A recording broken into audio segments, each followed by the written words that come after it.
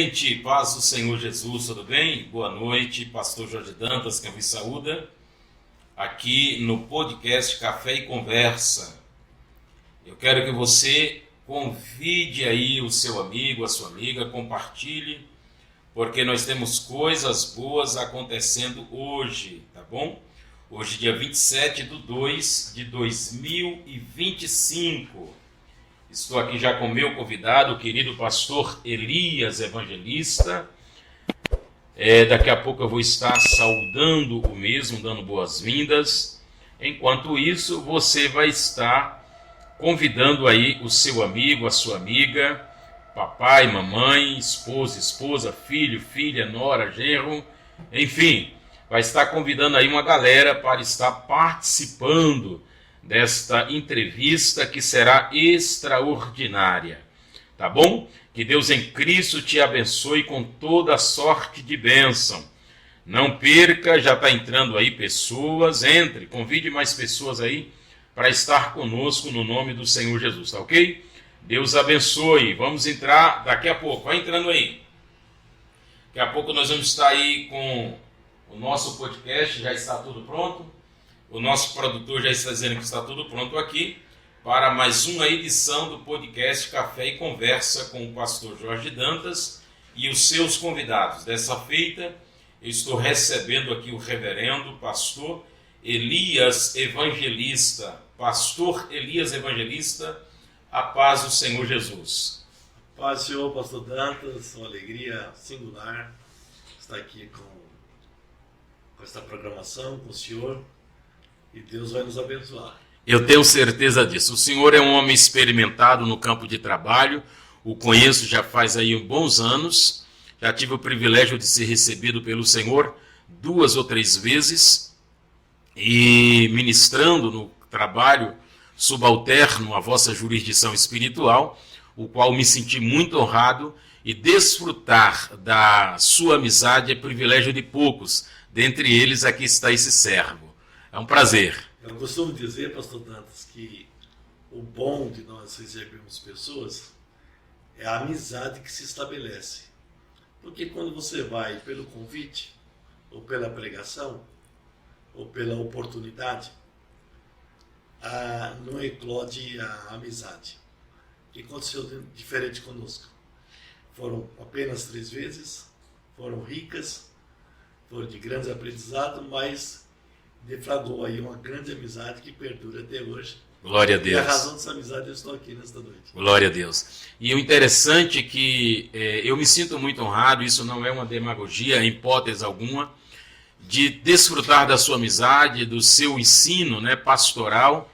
O senhor, de boca fechada, o senhor é um professor, abrir a boca é um mestre, né? E muitas das madrugadas a gente ora juntos, dissertamos texto da palavra de Deus juntos, e para mim é uma alegria singular, tá bom? Então é isso aí, cumprimente os internautas que estão nos assistindo e mande um abraço aí aos seus familiares, amigos, fique muito bem à vontade aqui à sua casa. E faço essa apresentação todas as segundas-feiras, e eu quero mandar um abraço todo especial à querida Adriana Paula, AP, Adriana Paula Estúdio. Presta atenção. Design de sobrancelha, micropigmentação de sobrancelha, cílios, depilação, limpeza de pele, manicure e pedicure é na Rua Teoflotone, número 684, Jardim das Oliveiras, Taboão da Serra, São Paulo. O telefone de contato é o WhatsApp 11 98 117 2188, repetindo, o número do WhatsApp é 11 98 117 2188. AP Adriana Paula Estúdio. Boa noite a todos, na gloriosa paz do Senhor. Eu quero fazer uma introdução, lembrar que palavras generosas, elas emanam de um coração igualmente generoso.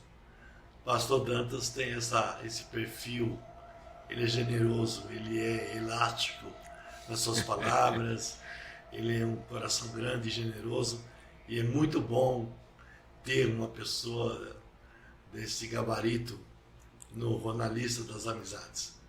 Você, internauta, você, nosso ouvinte, participe. Certamente algo você aprenderá, vai ser relembrado algumas coisas, porque quando nós chegamos para um serviço, nós doamos alguma coisa. E nessa doação nós escolhemos também alguma coisa. Positivo. A nossa vida é um plantio, né, pastor Elias? E a Bíblia vai dizer que nós colhemos justamente aquilo que plantamos.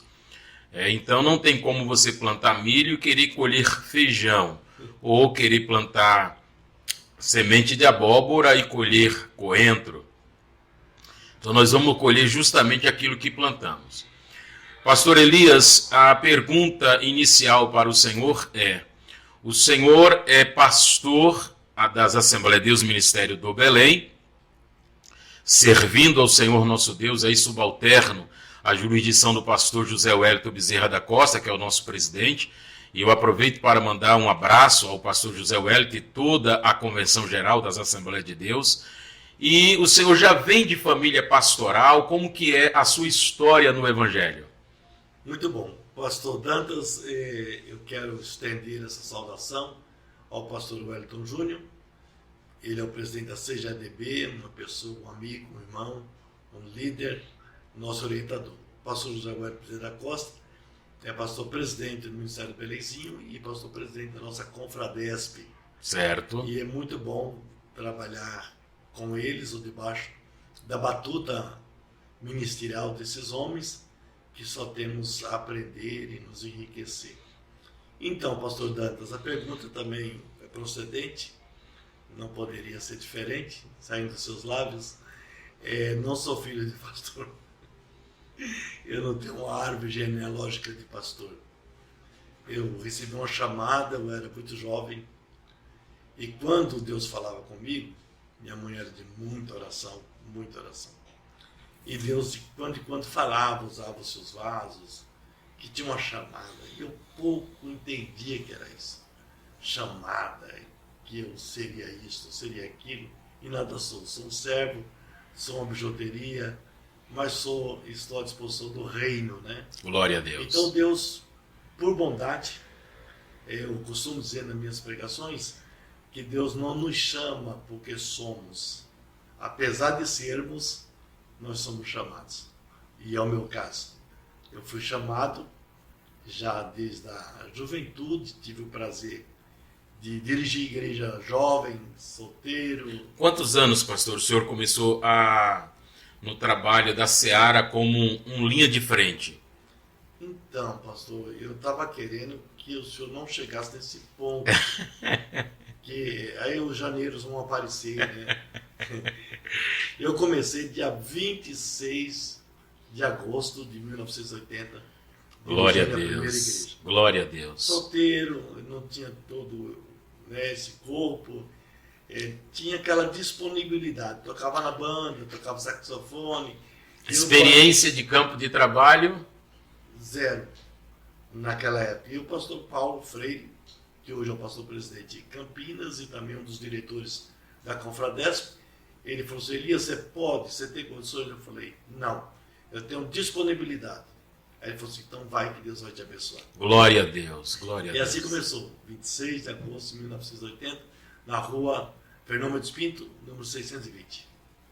Era uma garagem. Isso na cidade? São Paulo. São Paulo. Bairro do Hermínio Matarazzo. Que bacana. Era uma garagem. E como foi essa sua experiência, pastor? Porque o senhor é um jovem, o senhor hoje é um jovem senhor e tem uma boa aparência. O senhor é um homem de um bom gosto, um gosto refinado e vaidoso. Esse dom Deus me deu, eu era pequeno ainda. Glória a Deus. Então, assim, o senhor, quando jovem, solteiro, certamente desfrutando de uma beleza maior e também de uma vaidade mais pujante. E vendo aí muitos jovens que estava desfrutando as baladas, desfrutando as drogas, os namoros, né, as vaidades exacerbadas da vida, e o Senhor com a vaidade privada pelo Evangelho, mas vendo pessoas, amigos seus de escola, de faculdade, de trabalho, desfrutando de tantas coisas que esse mundo oferece. Como era para o Senhor nos anos 80, pastor? Então, naqueles anos, nos anos 80, na década de 80, a coisa era um tanto quanto rígida.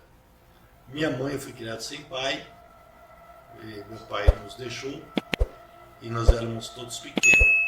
Então, minha mãe é filha de índio. Então, meus avós são índios por parte de mãe. Então, minha mãe aplicou em casa uma educação muito severa. Então, todos nós éramos músicos, nos tornamos músicos, inclusive ela, né, que puxou a... Todos nós em casa tocávamos alguma coisa em função da minha mãe, ela nos estimulou a isso, e ela sempre nos levou ao caminho da oração, que Deus, servir a Deus, servir a Deus, servir a Deus, e nós começamos a servir a Deus pela minha mãe, né, que a gente não tinha muito entendimento, mas... Eram quantos irmãos, pastor? Nós éramos em 4. E todos serviam ao Senhor? Todos. Glória a Deus. 2 já estão na prateleira de cima, e agora sobrou eu e a minha irmã. E nós começamos a entender essas coisas. Nós éramos muito ativos naquelas poesias que acontecia no final de ano. E tinha uma irmã chamada Domira, que ela era uma exímia nesse particular. Então nós fazíamos grandes peças e nós todos em casa participávamos. E fomos crescendo, sendo formatado dentro dessa verdade, né? Então essa questão que o senhor perguntou, não tinha essa coisa tão frenética como os dias de hoje, né? Que a mocidade se emancipa e vai, e programação, e vai para balada, e sai, volta só pela manhã. Nós não tínhamos isso. Não era eu. A nossa época... Essa geração não tinha essa... Isso. Nós era muito caseiro, doméstico, e tudo isso eu acho que contribuiu para convergir nesse intento todo da chamada. Me permita, pastor, até porque nessa época, por conta do difícil acesso a tantas coisas que o mundo oferece hoje, eu peguei uma parte, desse tempo, mesmo já no finalzinho, mas peguei uma parte boa, que nós não tínhamos acesso à internet, não sabia a balada onde ia acontecer, não tinha esses convites malucos que temos hoje. Então a gente ia para a Bíblia e a oração. O nosso filme, eu ainda peguei essa época, era a Bíblia. As nossas novelas, os nossos filmes, era aos pés do Senhor Jesus, na oração. E era um tempo de muito conforto, de muita experiência, né, que nós tínhamos. Então eu acredito que no seu tempo, que não foi tão distante, era muito mais apurado nesse momento de oração, de leitura da palavra, cultos matutinos, escola bíblica dominical, ciclo de oração. Vigílias, que eram as verdadeiras vigílias de oração, né? Que as pessoas iam no intuito de orar. Hoje não, hoje nós vamos numa vigília, tem 3, 4 pregadores, um querendo ser melhor do que o outro. 15 cantores. 15 cantores, é uma confusão, né, pastor? Então, até porque, pela falta do meu pai, né, que ele entendeu que deveria deixar a família, a minha mãe se aplicou na oração. Minha mãe era uma jovem senhora de 28 anos. Novíssima. Novíssima, era enfermeira, muito aplicada, muito dedicada, muito profissional. Então minha mãe, ela se apegou à oração para se preservar e dar conta de cuidar dos filhos, né? Então minha mãe sempre nos ensinou o caminho da oração. Então, face a isso, nós crescemos tendo gosto pela igreja, pelos cultos, pela oração. Para nós, ir numa vigília era um evento, era um acontecimento, entendeu? Era para colocar calça nova. Entendeu? Era muito bom, muito bom, muito bom. Porque, como os 2 mais novos eram pequenos, minha mãe levava os 4 e levava um cobertorzinho mais grosso porque no meio da noite eles dormiam automaticamente, e nós dávamos umas cochiladas e tal, mas permanecíamos na oração, em tese, né? Às vezes dormia também, mas nós tínhamos prazer em ir na vigília, porque era um acontecimento mensal, e a igreja era lotada, né? Tinha aquele prazer, aquele fervor, né? Então foi assim na adolescência, a juventude, muita igreja, de manhã, de tarde, de noite, ensaios. Minha mãe participava do coral, minha mãe tocava na orquestra, o mais velho tocava na orquestra, depois também eu fui tocar na orquestra. Aí veio a menina, cresceu um pouco, já aprendeu o violino, o bandolim, o trompete, também tocou na orquestra. Depois o mais novo, o mais velho e o mais novo, eles foram profissionais da música, mas sempre na igreja. Glória a Deus. A nossa vida girou em torno de igreja e não me arrependo. Glória a Deus. Não sinto falta de nada.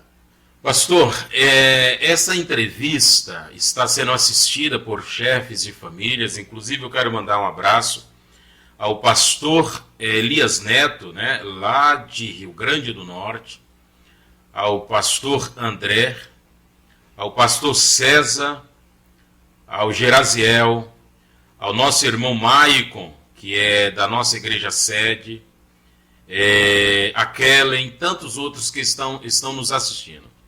Então esse podcast está sendo gravado, outros estão assistindo ao vivo, e o senhor, com toda essa sua bagagem, qual o conselho? Eu sei que nós vamos ter mais, mas para pegar esse gancho do senhor falar que não sente falta de não ter sido partícipe dos prazeres que o mundo lhe ofereceu na sua época de mancebo, de jovem, qual o conselho que o senhor dá para os nossos jovens e também para os pais aplicar no coração dos seus filhos nos dias de hoje?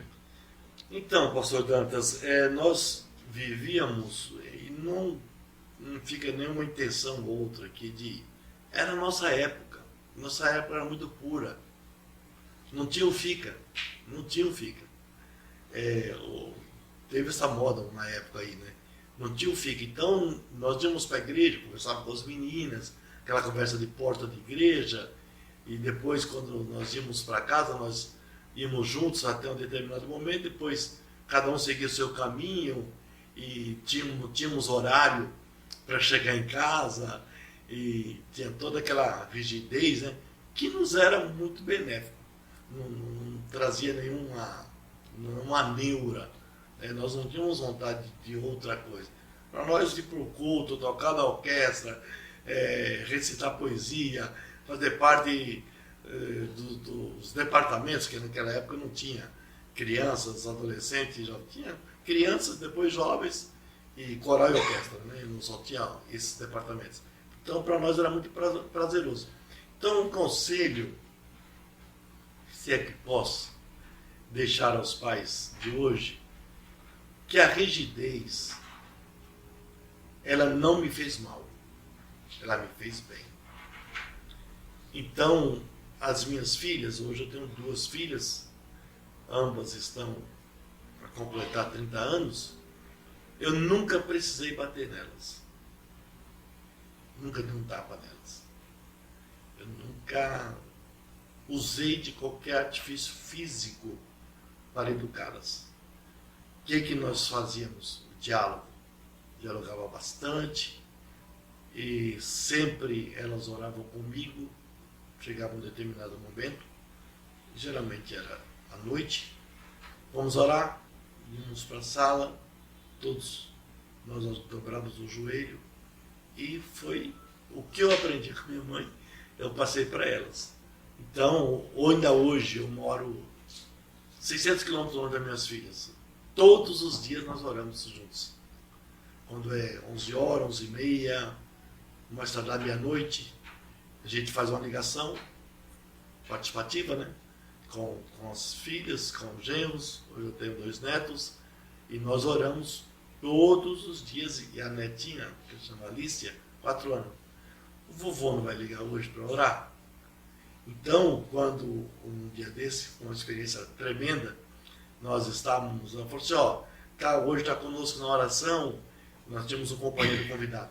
fulano, eu citei o nome das 2 filhas, os 2 genros e mais uma pessoa que estava, aí, e não citei o nome, nem da neta e nem do neto, né? O neto tem 2 anos. A minha neta falou assim, Alicia também está na oração, vovô. Ela já. Então, o que eu aprendi com a minha Glória mãe, a Deus. eu estou passando com minhas filhas e deixo aqui esse Exemplo. esse exemplo, essa vivência que deu certo. Minha mãe foi muito rígida, ela não nos permitia fazer nada fora daquele quadrante que ela entendia que era o certo, que era direito de ser feito. Então ela foi muito rígida. Eu louvo a Deus pela vida da minha mãe. Às vezes que ela nos disciplinou, eu não bati nas minhas filhas, mas o que eu apanhei tantas. Pastor, deixa eu mandar um abraço aqui, que acabou de entrar aqui no nosso podcast. Está ao vivo conosco o meu presidente, querido pastor e doutor Adilson Silva. Senhor presidente, as minhas continências. Que Deus em Cristo abençoe o Senhor e a sua casa. E eu vou aproveitar esse ensejo para deixar essa nota. Obrigado. Eu tenho em grande estima. Obrigado, querido. Obrigado.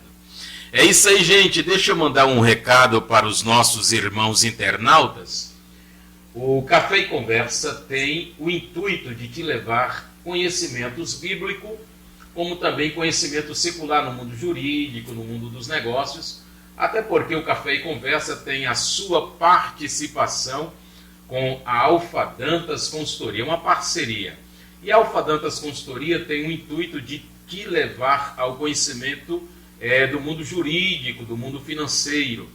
Eu costumo dizer que a ignorância nos deixa aprisionados, escravos, e quando nós conhecemos, nos tornamos livres.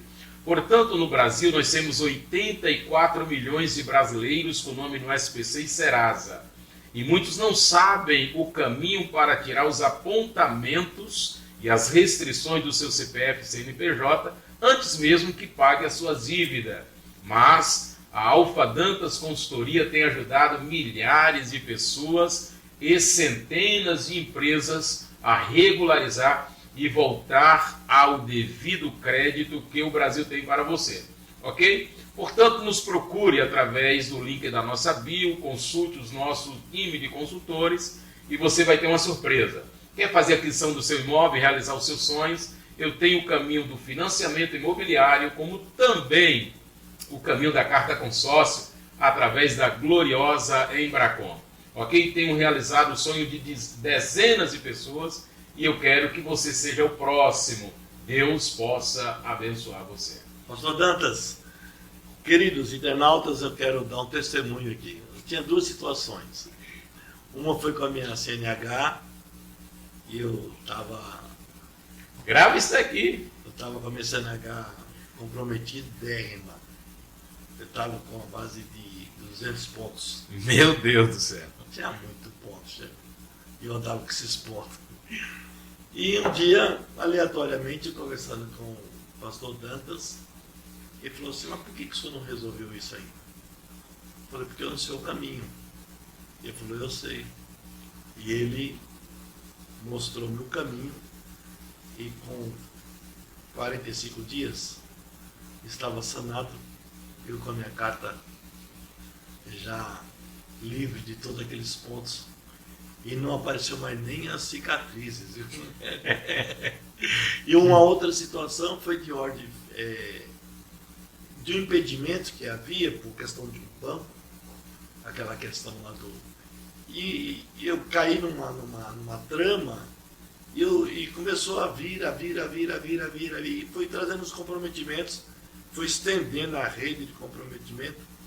E um dia nós também estávamos conversando e o pastor Dantas falou assim, pastor, isso é fácil resolver. Fácil resolver? Não consigo falar desses caras, eu não sei quem são esses caras. E, enfim, uma instituição, esses bancos digitais. E ele falou, não, eu resolvo. E não é quem resolveu. Então, com 3 semanas talvez, estava resolvido. Eu louvo a Deus pela sua vida. Muito obrigado. Obrigado pela humildade, tá? De poder testemunhar que tem pessoas que não fazem. O senhor é um... Eu vivi isso aí. Então, talvez alguém que está nos assistindo está vivendo isso aí e parece que não tem saída, não tem como, né, resolver, e se resolve muito facilmente. A equipe do pastor Tatas é muito profissional, muito especial, e eu tenho gratidão. Obrigado, querido. É isso aí, gente. É um pastor que está dizendo que esteve lá na lista negra, mas que através da Alfa Dantas Consultoria conseguiu resolver o seu problema. Olha só, você é crente, mas não deixou de ser gente. Você não é um ET. Então você também pode ter problemas financeiros. O macumbeiro tem, você pode ter. O macumbeiro fica canceroso, o crente também fica. O apóstolo Paulo disse que o nosso corpo ainda vai estar no estado de incorruptibilidade. Entretanto, todavia, porém, ainda não está. Então, tudo que as pessoas que não servem a Deus podem passar, nós também estamos sujeitos a passar, tá bom? Então, fica essa orientação aí para você. Muito obrigado. Vamos lá, pastor. Pastor e doutor Adilson Silva está dizendo amém, pastor Jorge Dantas e amado pastor Elias. Tenho vontade de conhecê-lo. Vai conhecer, vamos agendar aí para o senhor estar em um culto de ceia, adorando ao Senhor nosso Deus e ministrando a palavra do Senhor. Pastor e doutor Adilson, é uma bênção. É isso aí, gente. Nós temos aqui o doutor Elias Carvalho, meu amigo, esse cara é meu irmão. Pastor e doutor Elias Carvalho, né? Esposo da minha amiga, cantora Rose Carvalho, é um casal de amigos que Deus me deu aí há alguns anos, já faz aí mais de 2 décadas, o bispo Leonardo Mota, bispa Célia, famílias maravilhosas da igreja, comunidade cristã de amor e fé. Tem muito amor e muita fé, tá? Povo abençoado. Um beijo, pastor e doutor Elias. Vamos lá, pastor Elias Evangelista. Então, o senhor deixa como exemplo para a juventude de hoje, para os nossos jovens, o caminho da oração. O caminho da oração, pastor, é tão lindo que nos leva a mortificar os nossos membros, como Paulo nos ensina. Mortificai os vossos membros, né? Através da oração. Eu acrescento, pastor, se o senhor permitir, claro. É o seguinte, que quando nós nos envolvemos com o reino, as demais coisas elas são efêmeras. Então, a falta de envolvimento não é esse envolvimento fanático, não é esse envolvimento de uma forma obrigatória, é um envolvimento espontâneo, é um envolvimento com prazer. Né? Então, as demais coisas tornam frívolas, tornam efêmeras, elas existem, mas não existe no nosso mundo, porque nós estamos tão comprometidos com as coisas que nos envolvem, que ela nos satisfaz.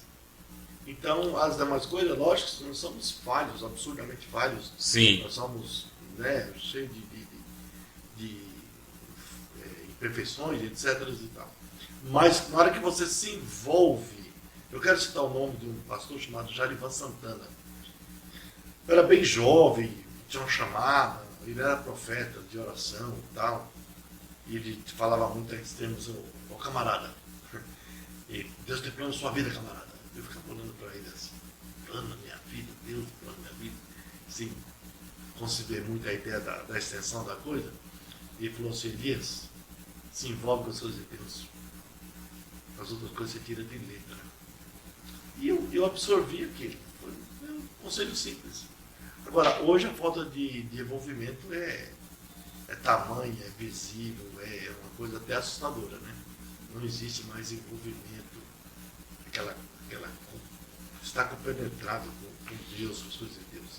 Pastor, eu tenho poucos amigos. Tenho muitos colegas, uma infinidade de simpatizantes. Amigos são poucos, tá? Amigos é aquele que confidencia as suas intimidades um com o outro. Sim. E eu posso dizer que dentre esses poucos amigos, o senhor é meu amigo.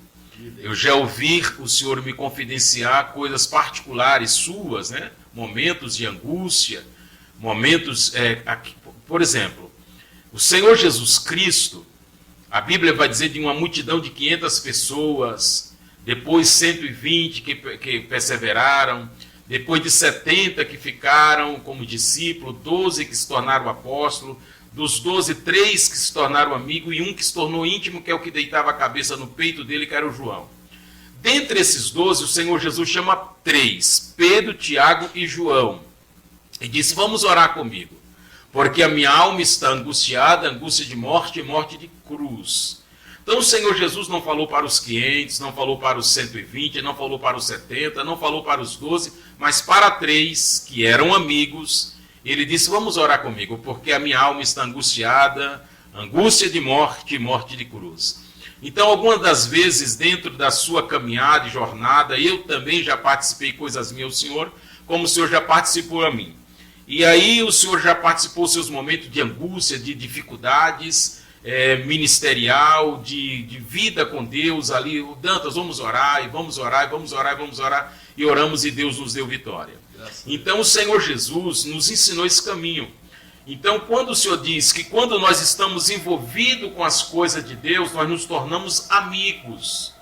E o amigo vai participar as suas intimidades. Então, Deus, quando nós nos envolvemos com Ele, Ele vai participar das suas intimidades conosco, vai revelar os seus planos. João 15, 16, né? Os seus projetos. E aí, quando você tem aquilo que é os planos, os projetos, né? Como disse o apóstolo Paulo, que a vontade de Deus é boa, agradável e perfeita. Aí você fala: cara, eu não pertenço a esse mundo. Esses dias eu estava aqui na casa de um cunhado meu, e agora ele deve estar me assistindo, é o Sargento Carbone. Meu irmão, amo ele. A minha irmã Cleonice deve estar me assistindo. Mas teve um dado momento que eu procurei me retirar.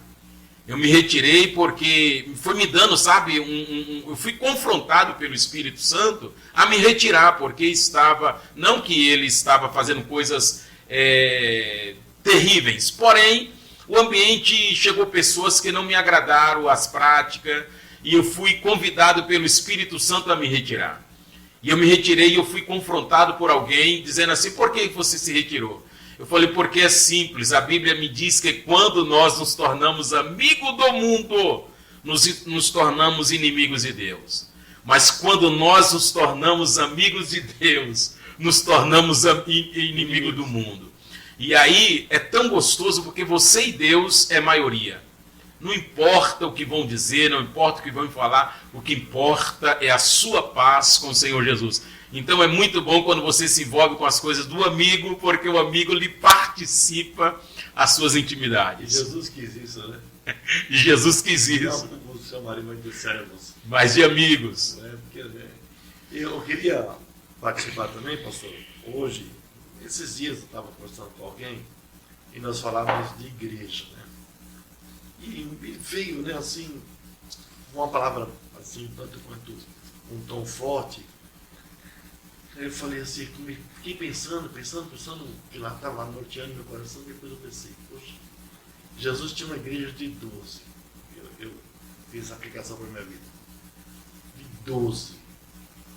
Um traiu, um negou e um não tinha fé. Então, a igreja é isso. Não estou falando isso de uma forma pejorativa. Estou falando isso, que a igreja ela é dotada de pessoas, e pessoas, cada um com suas limitações, outras mais, outras menos, outras em uma determinada área, outras em uma determinada outra área. E Jesus teve essa experiência. Ele tinha um grupo de 12, um negou, não conheço, um traiu, e o outro não acreditava nele. Então, é muito atual isso, é hoje, né? Essas coisas... Isso o senhor me fez lembrar, ô pastor, a arca. A igreja é comparada à arca. E estar dentro da arca não era nada agradável, quero crer eu. Primeiro que a arca, 40 dias e 40 noites de dilúvio, eles não podiam sair. Era o quê? Uma prisão, digamos assim. Mas o mais terrível é que a arca não só tinha pessoas humanas dentro da arca. Dentro da arca tinham animais. E que não eram artificiais. Eram animais que soltavam estrumes, mijavam. E aquele ambiente, certamente aquele odor não era o dos melhores. 40 dias e 40 noites tendo que jogar estrume de animais para fora da arca. Limpar a arca. Entretanto, aquela janelinha que tinha, subia aquela escadinha para olhar do lado de fora, imagino eu, conjecturo eu, que alguns olhavam, pô, cara, não aguento ficar aqui dentro não, tá difícil, o ambiente não é tão legal não. Mas quando eles colocavam a cabeça para fora, que olhava do lado de fora, pessoas, corpos em estado de putrefação, em apodrecimento pelas águas, cara, aqui dentro não é o melhor lugar, mas é o mais seguro. Então, igreja é uma arca.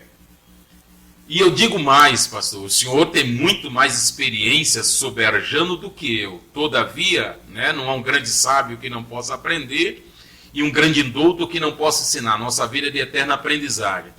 Então, eu quero pensar com o senhor que nos dias de hoje é isso que está acontecendo na igreja. Irmão, eu penso que não é o melhor lugar para a gente estar. Mas é o mais seguro. Por que não é o melhor lugar, irmão? Porque ninguém vai para a igreja porque ganhou na Mega Sena. Vai celebrar porque ganhou na Mega Sena. Quem vai na igreja não vai porque recebeu sei lá, uma promoção X, Y. Poxa, onde eu vou? Vou para a igreja. Não. Vai para a igreja porque está com problema no casamento, está com enfermidade, está desempregado, está com problema nas drogas, está com problema aqui. Ou seja, se tem uma igreja com 100 pessoas, é 100 problemas que tem ali. Podemos acrescentar ainda, pastor, que a igreja, ela exige de nós o exercício da fé. O que eu penso que está acontecendo hoje? Esse assunto tocou importantíssimo. É que nós perdemos o alvo. Eu não estou indo na igreja por pessoas. Eu estou indo na igreja sabendo que lá tem pessoas, mas meu alvo é Cristo. Ok. Eu estou indo na igreja porque eu sou salvo. Ou Ele me facultou a salvação, basta que eu permaneça até o fim. Certo. Então, quando você... 1 Coríntios 1,18, né? A palavra da cruz para os que perecem é loucura, mas para nós que somos salvos é o poder de Deus. Então, tem pessoas que não entendem que nós já somos salvos, porque o apóstolo Paulo foi enfático ao afirmar: a palavra da cruz para os que perecem é loucura, mas para nós que somos salvos, mas podemos perder se não permanecer. Então, quando a pessoa vai e ela põe o seu olhar na horizontal, vai ver pessoas tão vulneráveis, tão imperfeitas como cada um de nós. Mas quando nós vamos para a igreja e conseguimos verticalizar a visão, enxergar Deus no centro, Deus no comando, Deus tendo a sua primazia, supremacia na igreja, a metade ou 70% das questões que poderiam surgir, elas deixam de surgirem porque nós estamos focados com a visão cristalina, como Estevão estava no meio do apedrejamento. Ele não olhou para os camaradas que estavam apedrejando. Olhou para os céus. Olhou para os céus. E lá diz que Estevão estava cheio da glória. A ponto de verem ele sendo apedrejado, mas seu rosto era como de anjo. Agora, vamos pensar, né? Cheio da glória e sendo apedrejado. Então, ser apedrejado está cheio da glória. E ele foi. Até que ele viu os céus abertos, viu o trono de Deus, Jesus sentado à sua direita. E lá no 60 ele faz aquela oração, né? Que é uma oração difícil, né? Ele falou: Senhor, não imputes esse pecado. Essas pedras não coloca na conta deles, não. Estou cheio da glória, estou vendo Deus, estou vendo o céu aberto. Então, quando a gente vê uma coisa... Glórias a Jesus. Que é a espinha dorsal, né? ver Cristo no dia a dia, nas coisas mais simples. Se a gente consegue ver Cristo, até mais coisa, até mais coisa. E, pastor, vale uma pergunta que foi até a nossa conversa inicial para nós falarmos nessa entrevista, nesse podcast, que foi como que o senhor vê, como que está a igreja atual nos dias de hoje, como que está a igreja, né? Porque, como falamos já anteriormente, tem pessoas que não vão mais para a igreja em busca do Cristo, mas em busca do que o Cristo pode fazer. De sorte que muitos usam Cristo como um amuleto, né?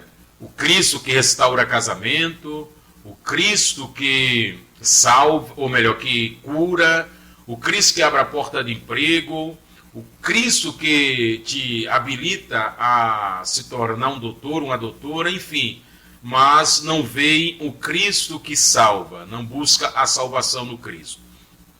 E a Bíblia nos diz, salvo engano, lá em Mateus 6, versículo 33, buscai primeiro o reino dos céus e a sua justiça, e todas estas coisas vos serão acrescentadas. Alguns dizem que as demais, mas o texto diz todas estas. Quais são elas? Versículos anterior, no versículo 31, vai dizer: comer, não vos preocupeis com o que haveis de comer, beber e vestir, porque assim vos preocupa os gentios. Vós, porém, tendes o Pai Celeste, que sabe que de todas essas coisas vos necessitam. Buscai primeiro o reino dos céus e a sua justiça, e todas essas coisas vos serão acrescentadas. Então, o projeto de Deus em nossas vidas é buscar o reino dos céus e a sua justiça. É uma exigência, né? É uma exigência. E todas essas coisas serão acrescentadas. Ou seja, o reino promove coisas, mas as coisas não promovem o reino. E tem pessoas buscando coisas. Né? Até porque o mancebo rico, né? Quando Jesus deu essa receita, em outras palavras, né? Vai, vende as coisas e me segue, eu te darei o reino. Ele se entristeceu e saiu cabisbaixo. Então, pastor Dantas, faz lembrar a segunda carta de Paulo a Timóteo, né? Virão dias trabalhosos. E o senhor como é que está vendo esses dias trabalhosos, pastor? Então, nunca foi nada fácil. Ser cristão, servir a Deus com totalidade, nunca foi fácil, nunca foi uma coisa de fácil prática, difícil. Porque é um confronto, né?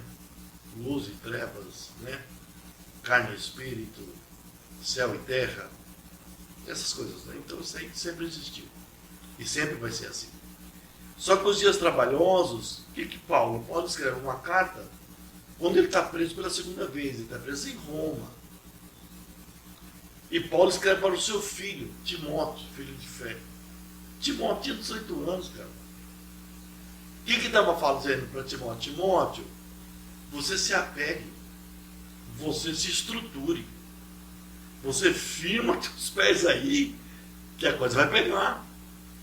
Porque os dias trabalhosos vêm, e aí fala lá, 19 itens, homens, né? Sem afeto natural, homens turbulentos, homens ambiciosos, homens irreconciliáveis. Então ele estava falando para Timóteo, Timóteo, se firme na palavra, você faz da tua plataforma a palavra, porque virão dias que vão ser dificílimos, vai ser dias terríveis. Você vai se confrontar com pessoas que são irreconciliáveis, pessoas que não têm afeto natural. Então, o que nós estamos vendo? Quando eu comecei a ler esse texto, pastor, eu fiquei tão embevecido, tão maravilhado, como a Bíblia é atual, né? Ela está falando uma coisa... Há mais de 2000 anos. 2 Timóteo 3, versículo 1 a 5, mais de 2000 anos, e que nós estamos vivendo hoje nos pormenores. E a gente às vezes se assusta, mas a Bíblia está nos falando que são homens amantes de si mesmos, homens irreconciliáveis, homens soberbos, homens sem afeto natural, homem que destrata pai e mãe, homens que não se submete, homens e etc e tal.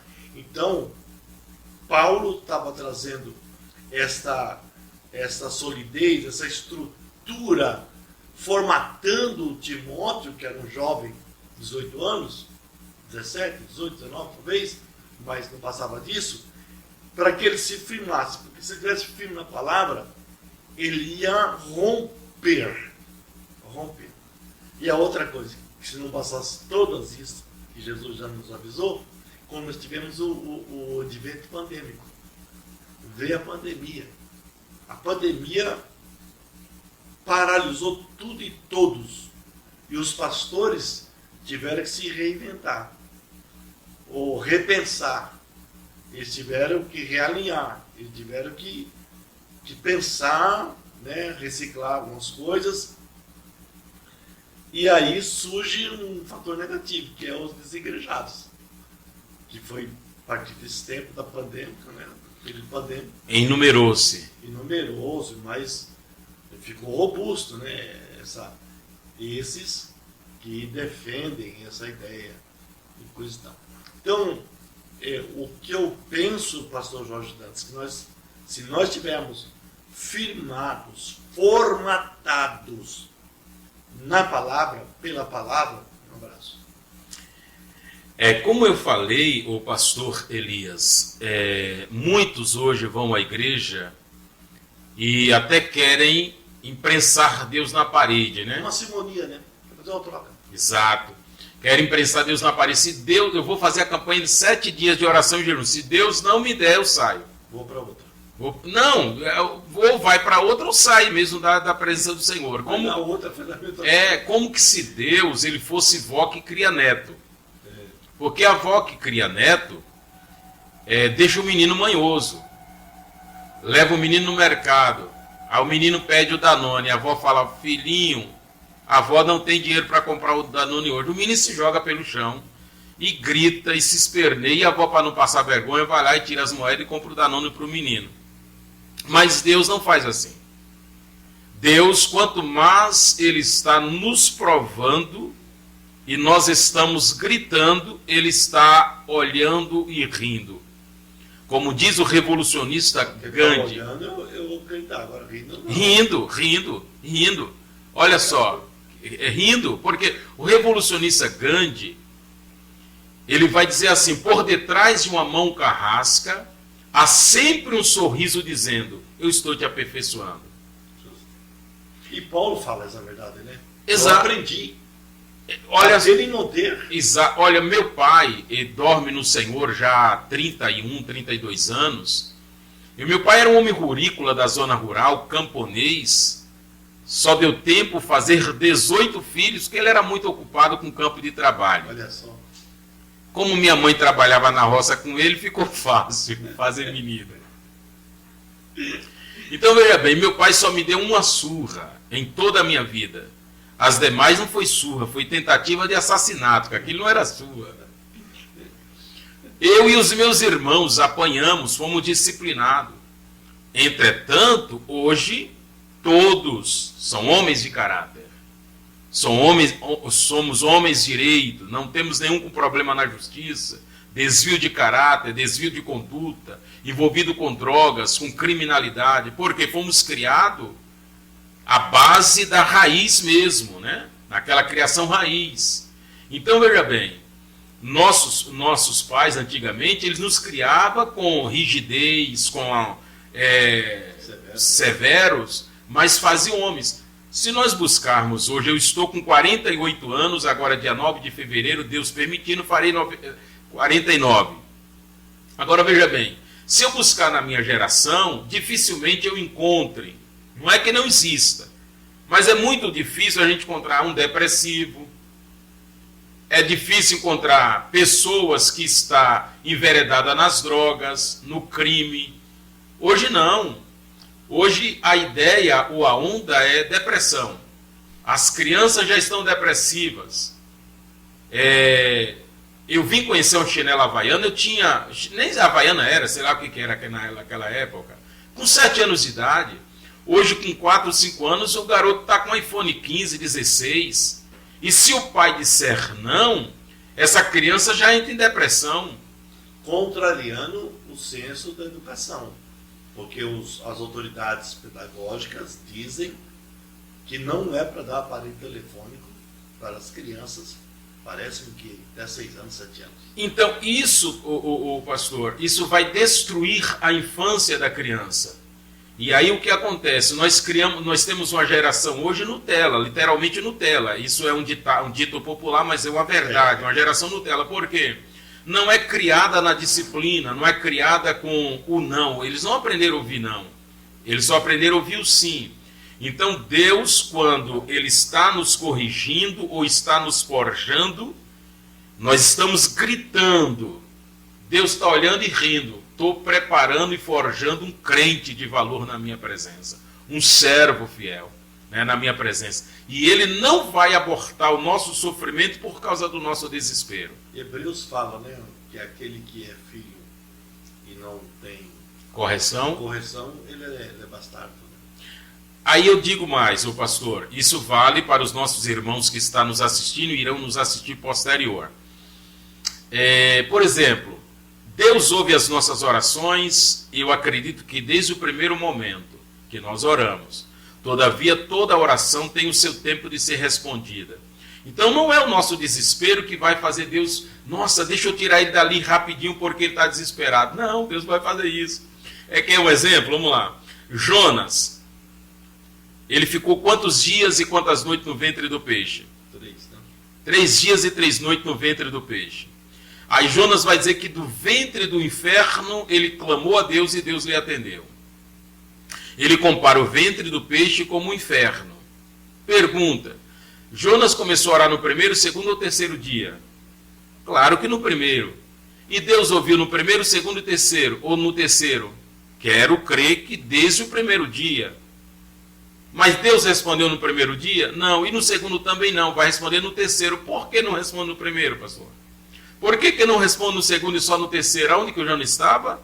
No ventre do peixe. O peixe está onde? Em alto mar. Imagine Deus atendendo a oração do Jonas no primeiro dia ou no segundo. O peixe vomitava o Jonas aonde? Em alto mar. E ele não teria estrutura física para nadar até a beira da praia. Então Deus está dizendo assim, Jonas, segura mais um pouco.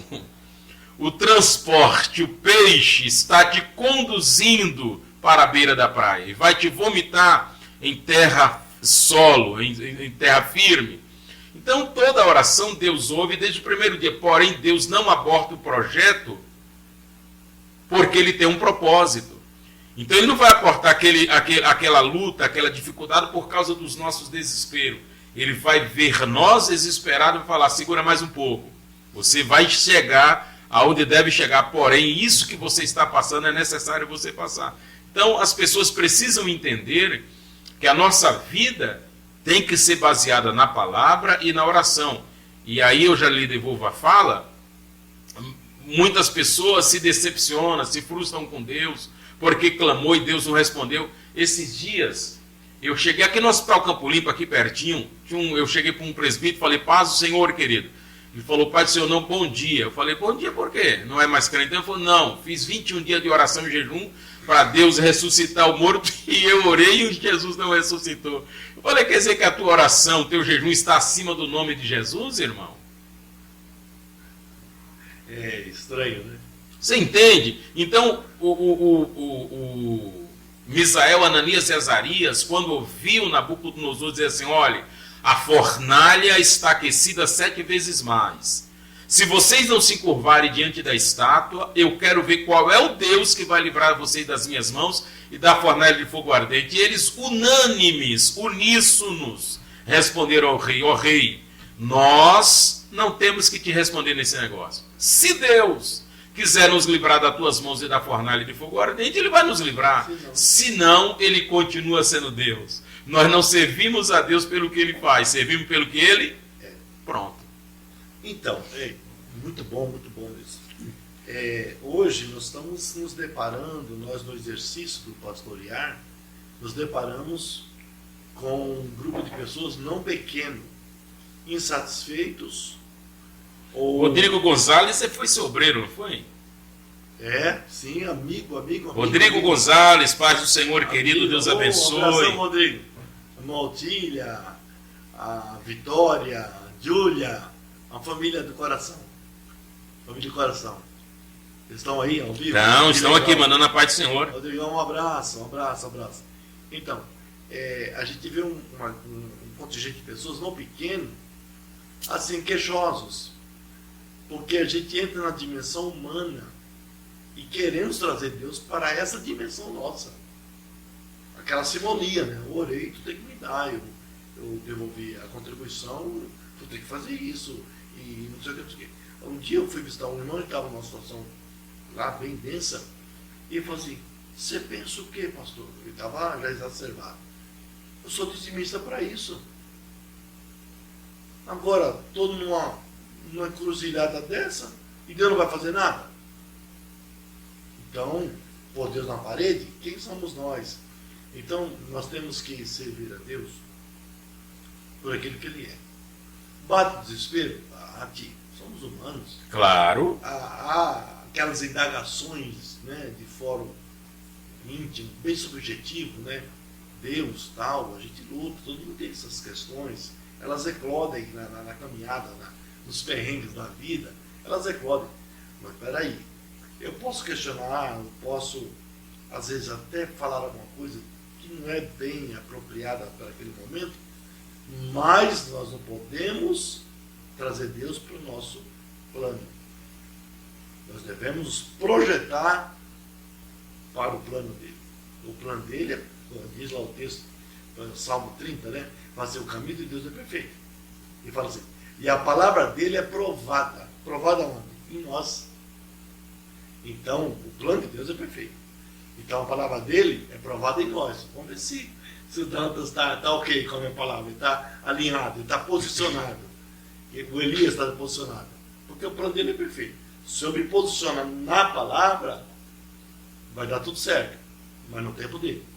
Eu tive dificuldades em entender Hebreus 4,16, que diz assim, cheguemos ao trono da graça com confiança, a fim de alcançarmos graça, para obter misericórdia e ser ajudado no tempo oportuno.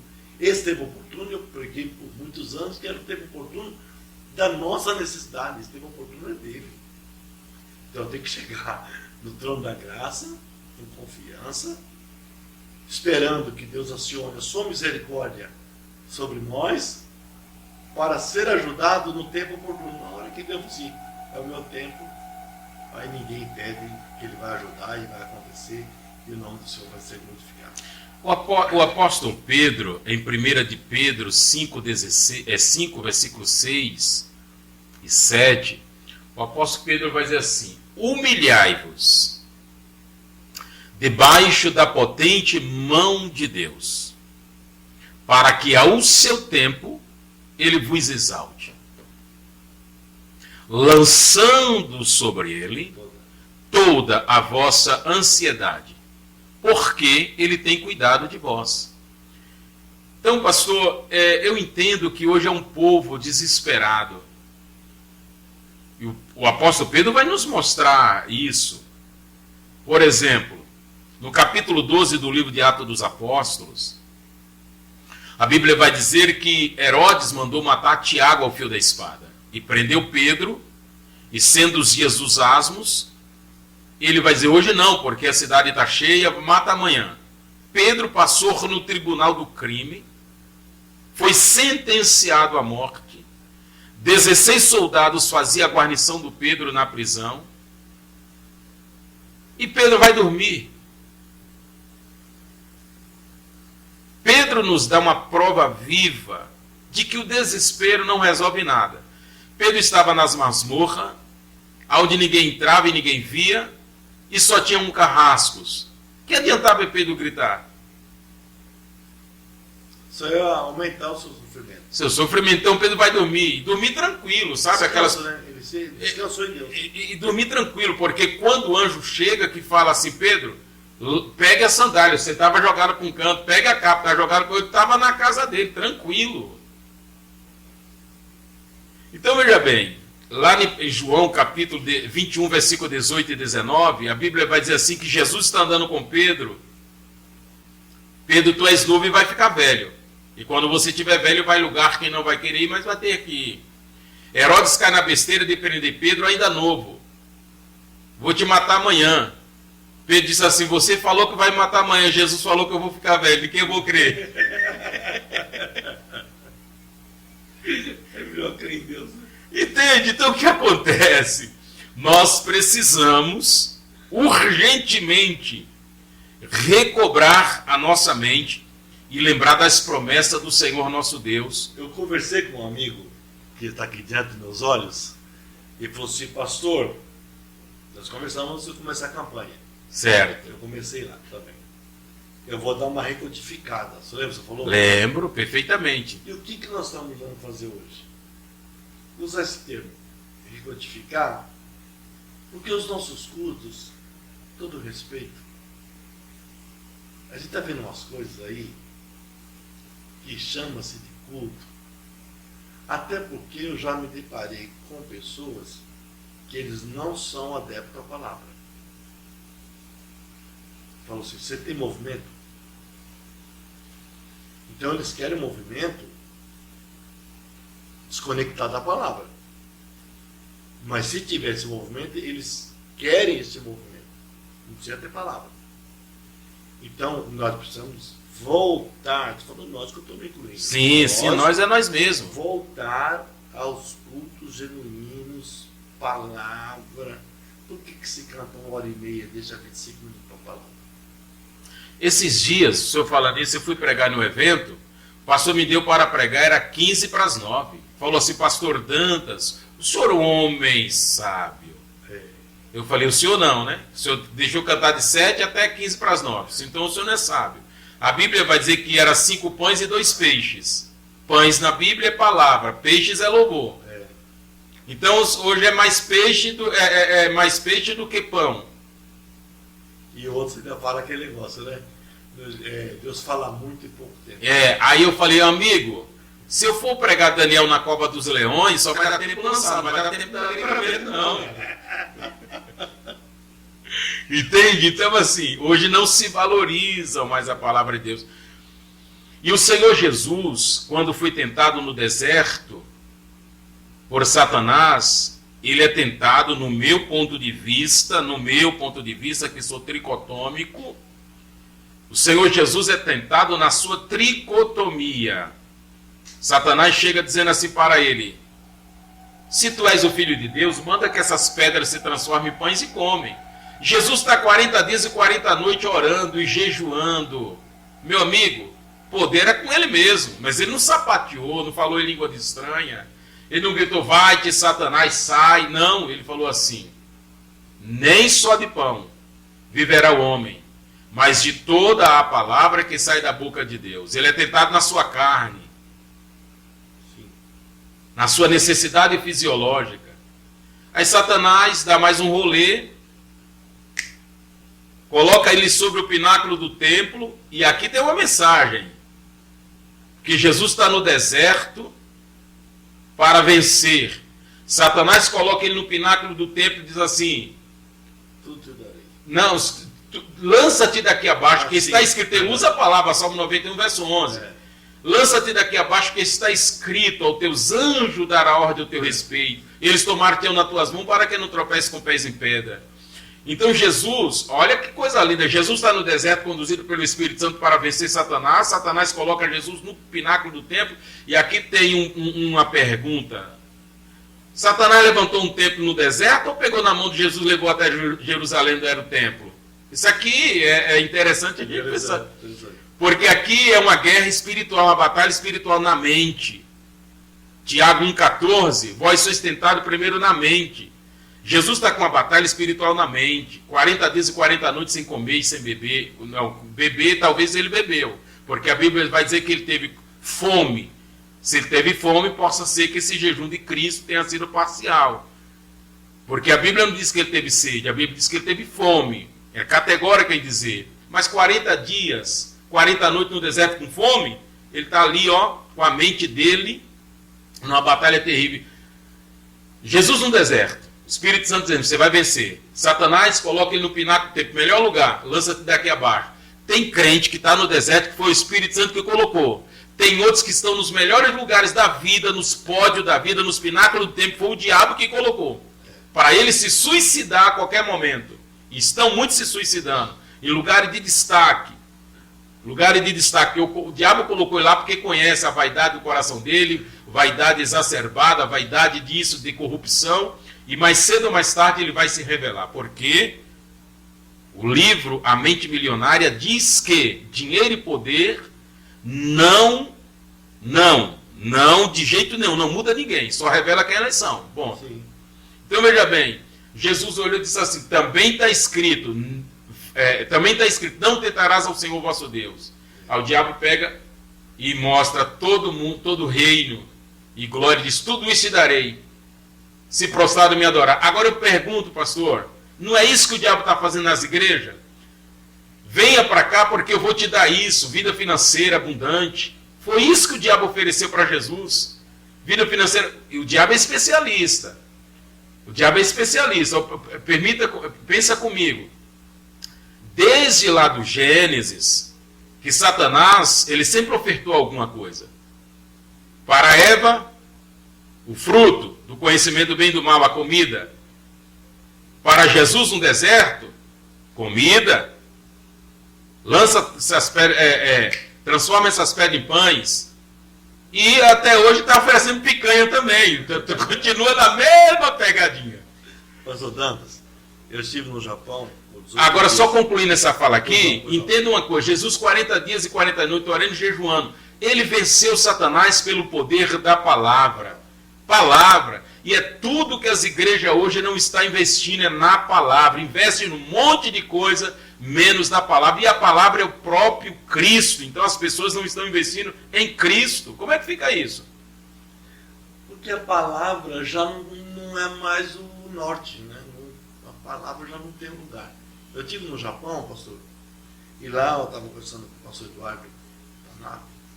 Ele falou assim, pastor, qual é o nome dele? Eduardo Tanabe. Certo. Ele lá de Moca, um grande amigo, tem um grande trabalho lá, está lá há 30 anos já. O que acontece? Ele falou assim, o índice de suicídio no Japão é assombroso.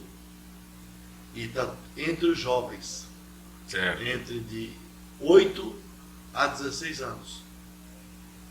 E lá não tem a questão financeira, não tem a questão do desemprego, não tem a questão da miséria.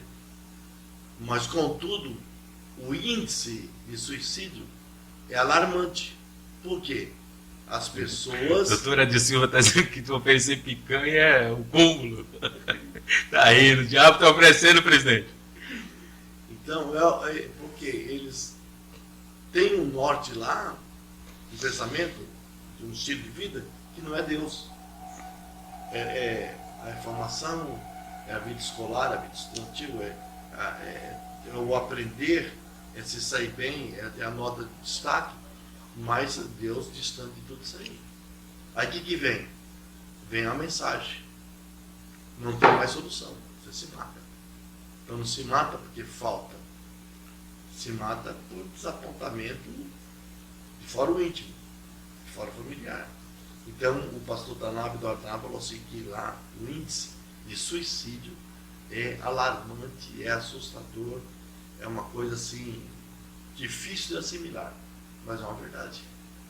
Então o país é rico, mas o país é pobre, porque não tem Deus. Porque não tem Deus. Pastor, nós temos mais 5 minutos. Mais 5 minutos para... passa rápido, tá? Passa muito rápido. Nós já estamos há quase 1 hora ou um pouco mais aqui falando da palavra de Deus e passa rápido, porque quando a comida está boa, é muito bom a gente se alimentar. Pastor, nós estamos vivendo dias que as pessoas tentam substituir aquilo que é insubstituível, que é a presença gloriosa do Espírito Santo em nossas vidas. Então tem pessoas dentro da igreja vazias de Deus, porque eles tentam preencher e coisas para serem usadas. Entretanto, hoje se usam as pessoas e se amam as coisas. Isso é terrível.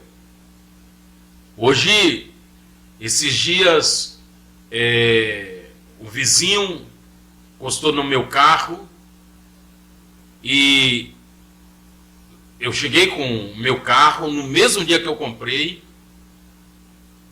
O vizinho foi lá sair e acabou encostando no meu carro. Meia hora depois eu ter encostado o carro. Os seguranças e outras pessoas vieram infernizar a minha mente. Mas isso é um absurdo, ele tem que pagar caro por isso, que não sei o que, não sei o que, eu só ouvindo. Depois eu olhei para todo mundo e falei, gente, como estão a vida de vocês? Amando as coisas e usando as pessoas. As pessoas para os senhores têm menos valor do que as coisas. Vamos ouvir o que houve para que ele conseguisse fazer essa façanha. Eu não posso, eu entendo que ele não fez isso aqui porque ele quis. Vamos entender. Chamei o rapaz, conversei com ele, e ele, vergonhoso, me pediu desculpa e se prontificou a fazer o reparo do dano. Mas tem pessoas que não têm essa parcimônia. Tudo na vida é as coisas. Então as pessoas saem. Por isso que o Senhor Jesus, ele vai chamar o dinheiro de Senhor. Ninguém pode servir a dois senhores, a Deus e a Mamon, porque há de agradar a um e aborrecer ao outro. E o dinheiro tornou-se a raiz de amargura, né? Porque o amor está ligado a eles. Tá ligado aí. As pessoas amam o dinheiro, porque o apóstolo Paulo disse que o amor ao dinheiro é a raiz de todo mal. Propriamente dito, o dinheiro, ele como servo, ele é ótimo. Como senhor, ele é terrível. Então ele como servo, o que é o dinheiro como servo? Ops, vai lá e compra picanha para mim e traz. Ele é ótimo. Agora, quando ele te coloca como servo e ele como senhor, ele vai te fazer tudo em nome do dinheiro. Aí você quebra princípios, honras, valores, amizades, é destruída em nome do dinheiro. Isso é terrível. O versículo que o senhor iniciou, que é sensacional, buscar primeiro as coisas e depois o reino. E eles buscam Hoje, primeiro as coisas. Então, é uma simonia, você pode ver que as igrejas estão no meio de campanha. Termina a campanha, inicia outra campanha, os temas são para lá de criativos, são temas que sugerem a pessoa, né, que ele vai obter, que ele vai conseguir, que ele vai conquistar, que ele vai se apoderar, e a pessoa entra de cabeça. Pastor, a coisa está tão absurda. Estava participando de um evento e lá tinha um pregador convidado. E eu fui para ouvi-lo, porque eu não tenho dificuldade de ouvir ninguém. Eu fui para ouvi-lo porque eu tinha interesse, dado a propaganda que se fez, tal. Eu tinha uma expectativa de ouvir. E ele chegou, colocou uma folha sulfite em cima do púlpito. E ele não pôs Bíblia. E ele falou assim, irmãos, está aqui, ó. Deus vai bradar que hoje eu bati assim com a mão em cima do papel. Até então ninguém sabia que tinha no papel, nem eu, nem ninguém, só ele. E lá ele tinha 21 frases de efeito. No 3, eu vou dizer a primeira. E assim foi. Até o fim. De 1 hora, a última. Agora nessa última, é a 21ª. Deus vai sacudir. E os irmãos estavam naquela efervescência maluca, aquela coisa, sabe, desproporcional, descabida, fora da Bíblia. Enfim, e quando ele soltou a última frase, a igreja veio ao delírio. Uma Assembleia de Deus. Olha o ponto que nós chegamos. Aí o senhor procure esses mesmos irmãos na escola bíblica dominical, no culto do ensino, que eles não vão estar. Não vão estar. Não vão estar. É o culto que não atrai eles. Né?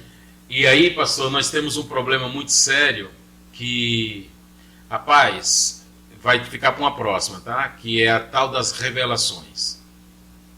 Revelando o CPF, identidade, endereço. Irmão, se o infeliz revelar o meu CPF, eu vou chamar a polícia para ele na hora que é estelionato. Eu sei o número do meu CPF, eu sei o meu nome, eu sei o meu RG e sei onde moro. Para que alguém vai revelar onde é meu endereço? Será que eu estou perdido? Que edificação tem nisso? Mas não é para identificar a pessoa? Não, pastor, eu não concordo com isso.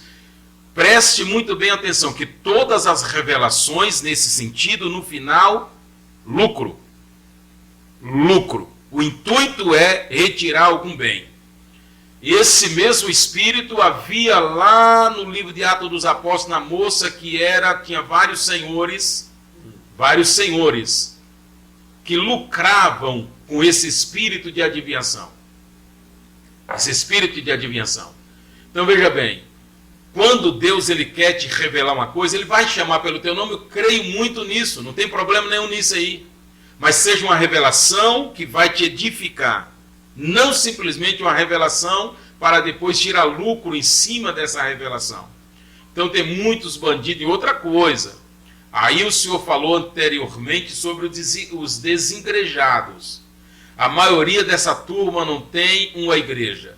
E quando Eliseu foi solicitado por Jeosafá, lá no capítulo 3 do livro de 2 Reis, a Bíblia vai dizer que identificaram Eliseu como filho de Safate, que deitava água às mãos de Elias, morador de Gileade. O profeta tinha endereço, tinha pai e tinha autoridade espiritual sobre a vida dele. Então, eu não dobro os meus joelhos para receber a oração desses, não vou dizer o nome porque tem pessoas, pseudos profetas, entende? Mas de um homem, de uma mulher de Deus, que tem pastor, que tem disciplina, correção, e a revelação é na Bíblia, eu creio 100%. E nada será revelado além do que já está aqui. Eu passei por uma experiência cômica, triste, cômica, não sei nem como classificá-la. Nós estávamos pastoreando no campo e de quando em quando eu levo alguém, como o senhor já esteve lá. Eu chamei uma pessoa que essa pessoa, ele era usado nos dons. E quando foi à tarde, eu tinha anunciado, eu fui com o cartazinho. É o Rodrigo que faz o cartaz. Rodrigo Gonzalez. E anunciei e tal. E a igreja teve uma frequência maior do que a costumeira. Aí, quando foi à tarde, ele me avisou: pastor, não vou. E quando ele falou não vou, eu já entendi que ele tinha arrumado uma outra agenda que lhe renderia mais. Falei: tá bom, irmão, não venha mesmo. Para vir nessa troca, não venha mesmo. Não, pastor, estou mentindo não. Eu falei: não venha, não precisa vir. Aí fomos para a igreja, me preparei, Deus me deu uma palavra.